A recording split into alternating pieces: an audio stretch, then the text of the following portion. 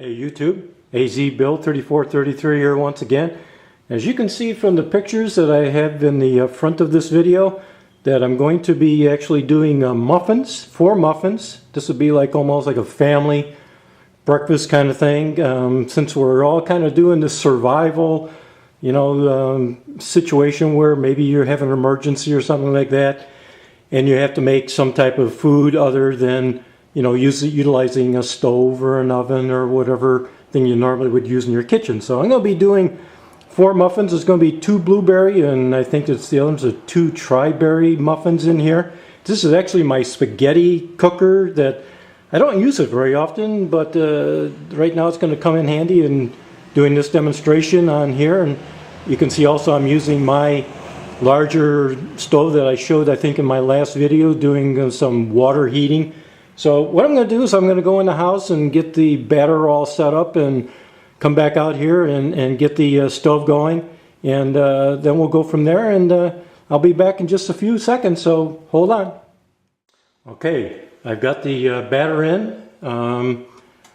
We got it, the stove is going, and probably what I'll do is I already start the timer on this, and I'm already about 1.25 minutes into this already. So what I'm going to do is I'm probably going to come back in about 10 minutes. I'll turn the camera back on in about 10 minutes. We'll see. I know we won't be done, but we'll take a look and see what it looks like in about 10 minutes. And until then, I'll be back in 10.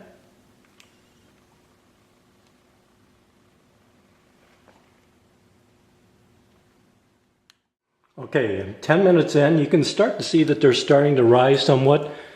So this is going to be a somewhat of a long process. Plus, they're the jumbo muffins. They're not going to be the standard 15 to 18 minutes that you had with a little smaller cup. So this is going to take a little bit of while, and of course we're doing it in a spaghetti pot. So it's kind of a unique little thing going on there. Now the Bud Light cans I'm using for standoffs are 3 inches high. So I've got this, probably in the upper third of this pan.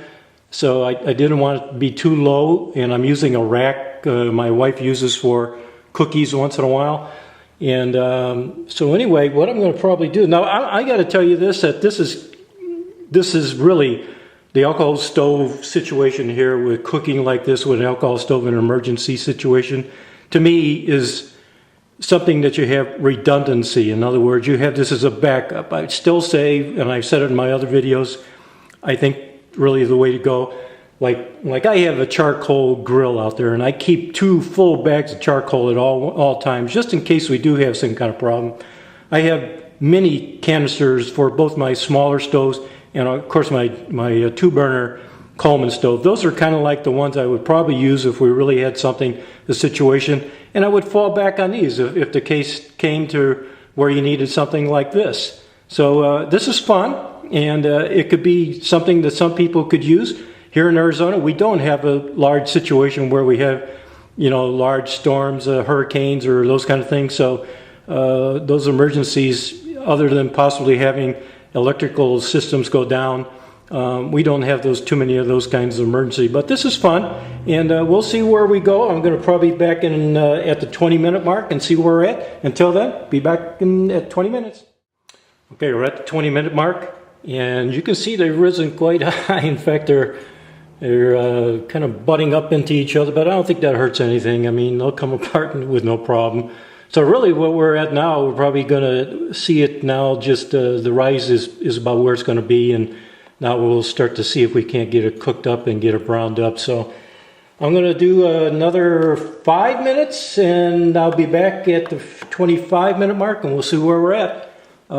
Stove is working nicely. I'm using the pinch valve to control the heat, and we're doing well. We got our remote feed going, and look, everything looks good so far. Be back then. Okay, we're at 25-minute mark. And I can see they're starting to brown up a little bit. And really what I'm trying to do is I'm kind of control the heat here. I'd rather take a little bit longer, and let them cook correctly and not burn on the bottoms, which I hope is not going to happen. than to try to put too much heat to it and do it in a shorter period of time. Right now I've got all day to do this and nowhere to go. So anyway, I'm going to be back on the 30-minute mark and we'll see where we're at then. Okay, we're at the 30-minute mark. This will be the last time I interrupt the video until I think they're done. They're browning up. I don't think they're quite done yet. I'm going to test them with a toothpick here, and then I will be back when I think they're done, and we'll take a look at them and see how it goes, and I'll tell you what kind of time it took us to get it completed. So let me be back as soon as I think we've completed it, and we'll see you then. Okay, I'm going to let you see me testing it with a toothpick.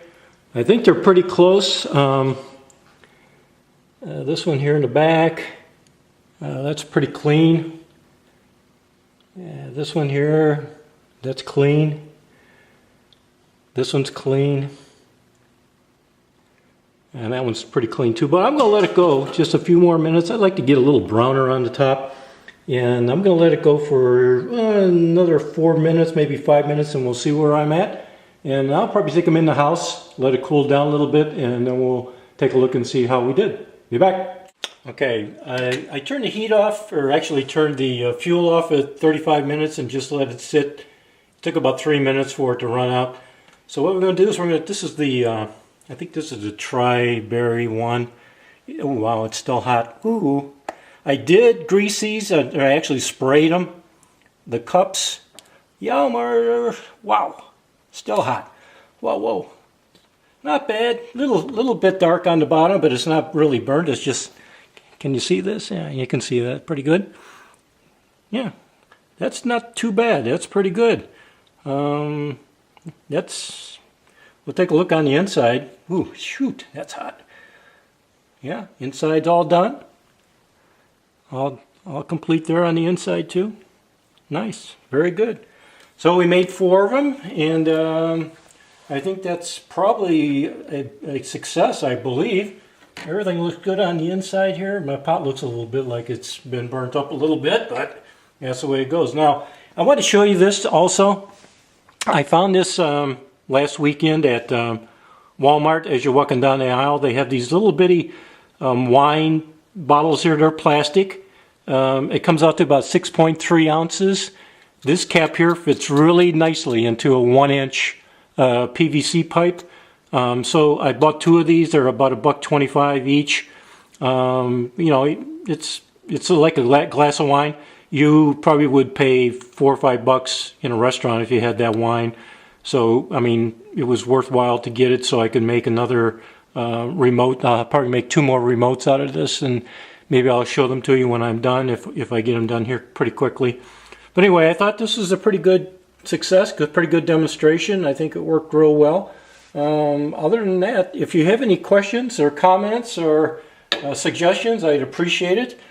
Other than that, thanks for watching, and we'll see you later. Bye-bye.